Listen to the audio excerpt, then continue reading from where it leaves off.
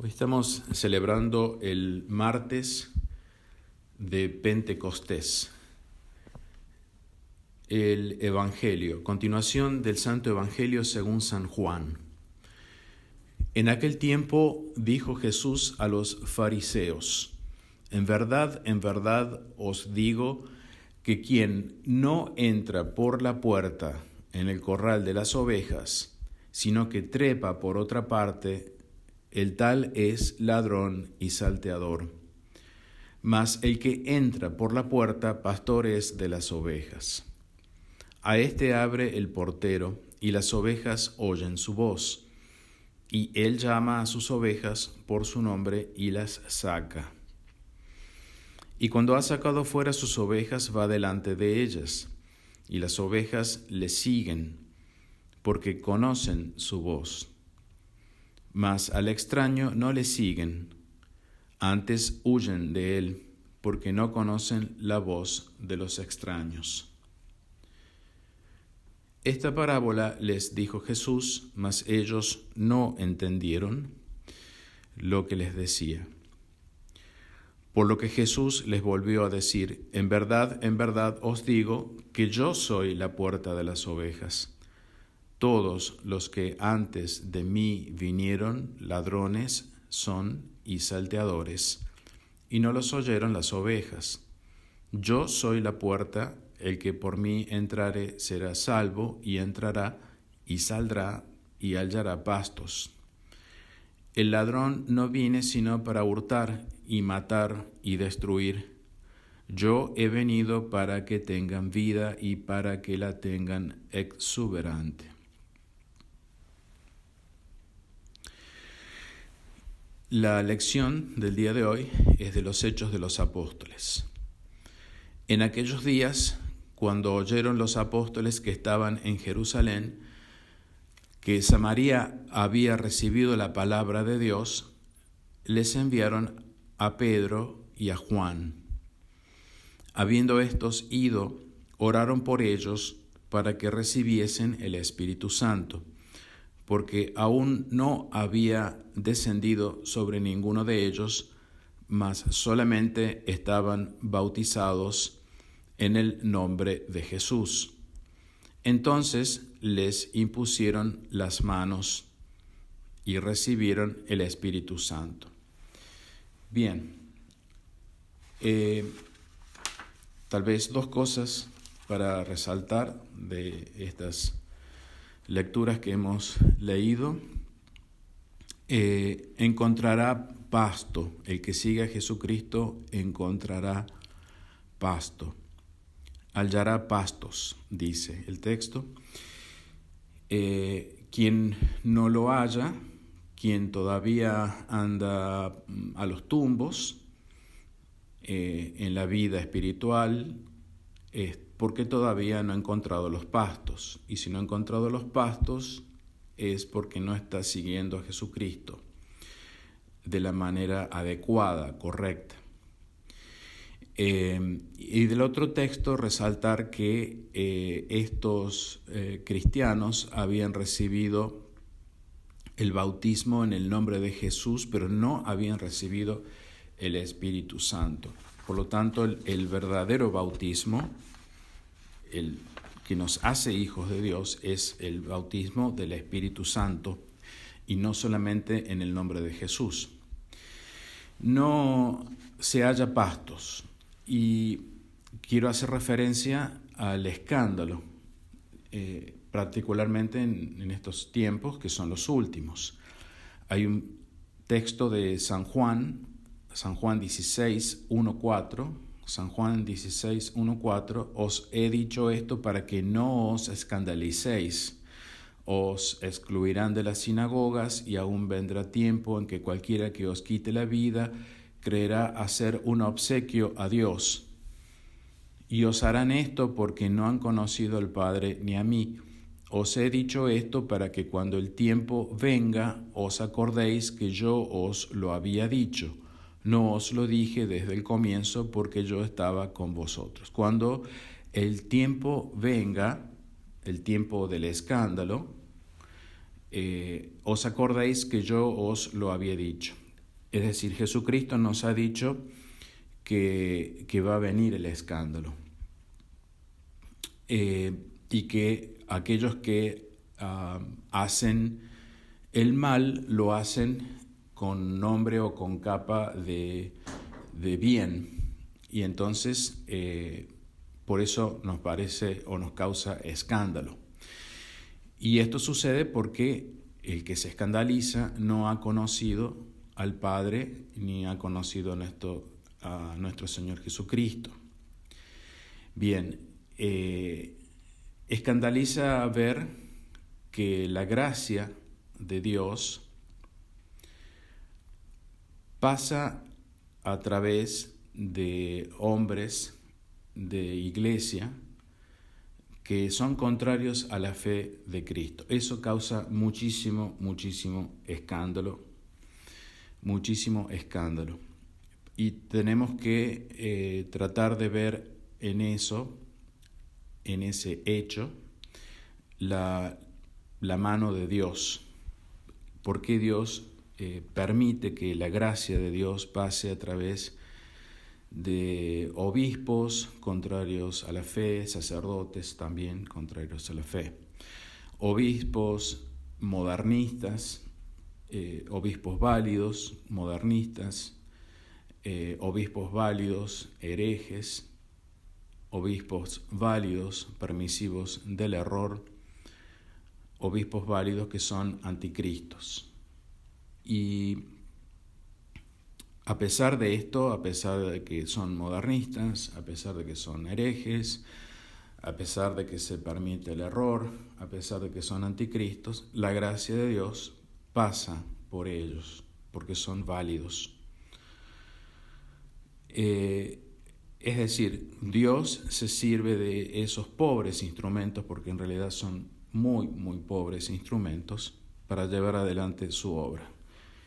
Y esto, claro, uno cuando de afuera ve, lo que ve es el modernismo que hay en estas personas, la herejía, la permisividad del error, ven que son anticristos, entonces uno se pregunta, ¿cómo Dios? ¿Cómo yo me voy a acercar a ellos? Y sin embargo, pasa a través de ellos, porque Dios así lo permite y Dios así lo quiere, la gracia de Dios. Es decir, Dios se sirve del mal para hacer el bien. Eso lo sabemos, pero cuando tenemos que aplicarlo a casos concretos nos resulta muy difícil. Que Dios se sirva del mal para hacer el bien nos resulta muy difícil. Sobre todo lo decimos cuando ya el mal ha pasado y decimos, bueno, Dios se sirvió de un mal para sacar un bien, lo cual es correcto. Pero el mal ya ha pasado, pero mientras perdura el mal, mientras uno está en el medio de la batalla, no lo puede llegar a poner en práctica, no lo entiende, no lo digiere. Que Dios se sirva del mal para llevar adelante su obra, y eso causa escándalo. ¿Acaso nosotros cuando recurrimos a los sacramentos no son administrados, y en eso me incluyo yo porque yo administro sacramentos, no son administrados los sacramentos por hombres malos y pecadores como somos los sacerdotes? Dios se sirve del mal de nosotros, los malos sacerdotes, para dar sus sacramentos a los fieles.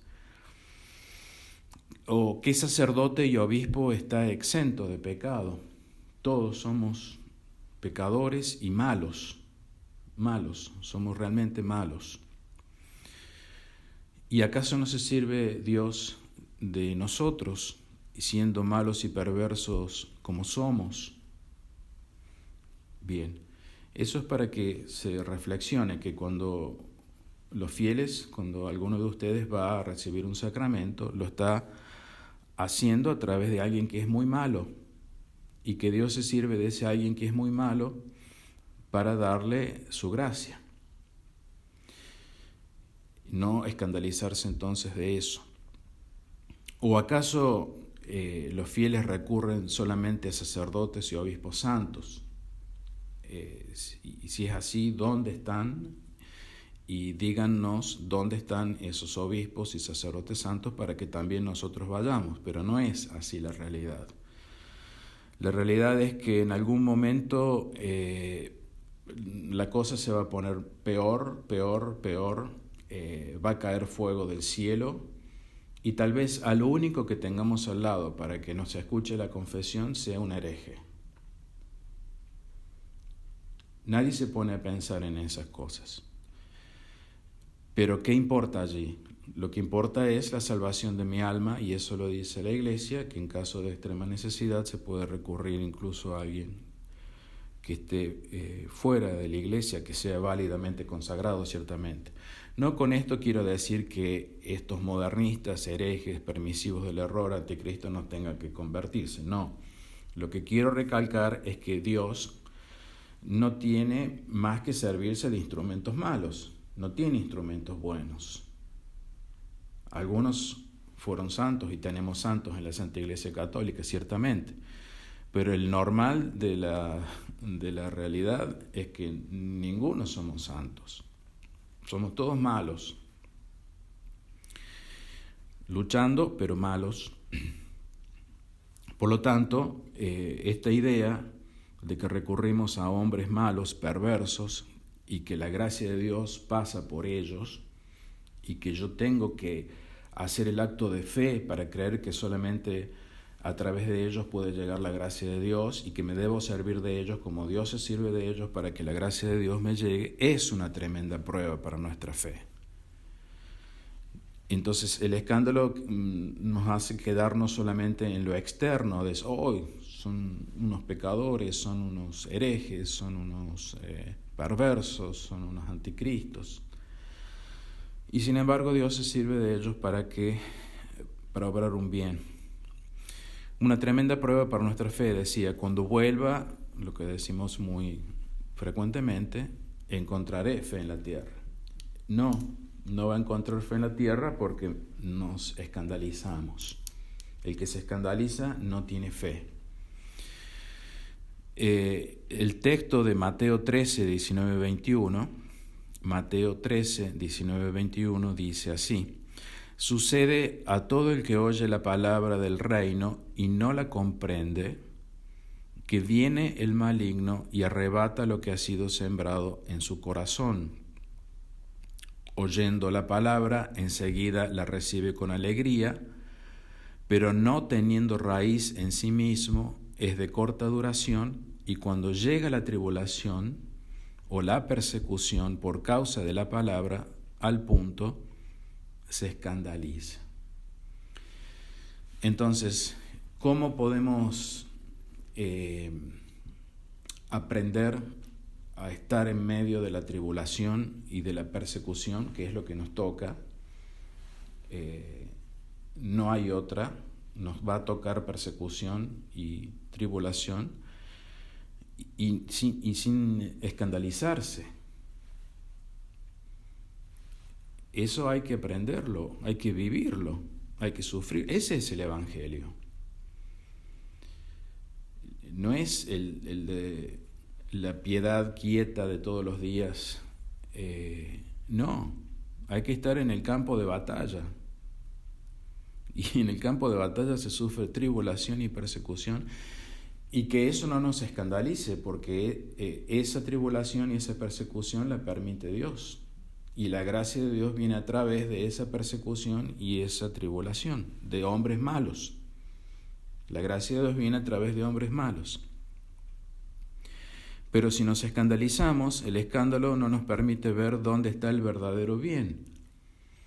El verdadero bien es ver que la gracia de Dios viene a través de esos hombres malos, que tienen que convertirse ciertamente, no estoy diciendo que no, pero son hombres malos, o somos hombres malos. ¿Dónde está el verdadero bien? ¿En aquel que me da flores todos los días? ¿En aquel que trata de mantener toda la situación en orden? ¿En el orden que nos gustaría? Sí, a mí también me gustaría el orden, que todo fuera lindo, que todos vinieran, que todos nos saludáramos, que todos fuéramos hermanos, tomados de la mano, pero no es la realidad esa. Eso solo va a pasar en el reino de Cristo cuando venga, por eso lo predicamos, pero hoy no, hoy el príncipe de este mundo es el demonio. Hay tribulación y persecución, no nos engañemos, y que eso no nos escandalice para poder ver el verdadero bien que viene, que Dios lo permite a través de eso. Por falta de conocimiento y agudeza espiritual, hay que tener agudeza espiritual para poder sobrevivir a eso, no se logra entender los planes de Dios en la verdad revelada que hace libres, y por eso se cae en los lazos del padre de la mentira, porque nos escandalizamos de que venga el bien a través del mal. Caemos en el lazo de la mentira porque vamos a buscar que el bien venga solamente a lo que nosotros consideramos bien o bueno, porque ahí nos ponemos en jueces. Yo voy con aquel porque es bueno, porque es amable, porque me deja rezar tranquilo, porque esto, que el otro, que esto, porque es bueno. No voy por buscar el bien solamente en sí mismo, sino voy porque es bueno. Y al malo obviamente lo desprecio porque en mi entendimiento, en mi mal entendimiento, me parece que la gracia no viene a través del malo. Y eso es caer en el lazo del padre de la mentira. Es decir, como dice el Evangelio de hoy, nos confundimos de puerta. El rebaño se confunde de puerta, no sabe por qué puerta ir para encontrar los pastos que ofrece Jesucristo. Es la operación del error y Dios nos abandona en la operación del error. Dios quiere que vivamos en la operación del error. No quiere en este momento para nosotros flores y jardines. Quiere operación del error, se permite la operación del error. ¿Por qué? Porque somos malos, porque no le creímos. Y porque así son los planes de Dios, tiene que pasar esta operación del error hasta que llegue nuestro Señor Jesucristo a la parusía. Operación del error es llamar bien al mal y mal al bien. Nosotros estamos llamando mal al bien que no vemos que viene a través de los malos. Adán y Eva le creyeron más a la serpiente que a Dios. Operación del error. Se atrevieron a desafiar a Dios. Y hoy ocurre eso. Nos atrevemos a desafiar a Dios porque le exigimos que el bien venga a través del bien o venga de lo que nos parece a nosotros que es el bien. Le exigimos a Dios que no nos mande nadie malo y que, no creemos en que a través de alguien malo puede venir el bien de Dios. Cuidado con eso. Hay que tener agudeza espiritual, hay que tener discernimiento. El bien también, o la mayoría de las veces diría, viene a través de lo malo. Y hoy ocurre. Caifás condenó a Jesús porque estaba escandalizado, y todos estuvieron de acuerdo con él. Jesús lo escandalizaba. Jesús lo escandalizaba, y todos también estaban escandalizados de Jesús, y le escupieron a Jesús por blasfemo. Operación del error. En quienes el bien supremo veían el mal supremo.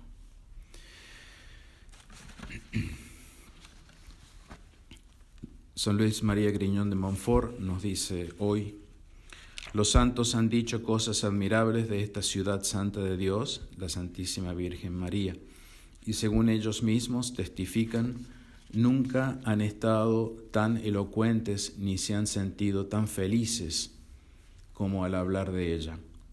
Todos a una proclaman que la altura de sus méritos, elevados por ellas hasta el trono de la divinidad, es inaccesible.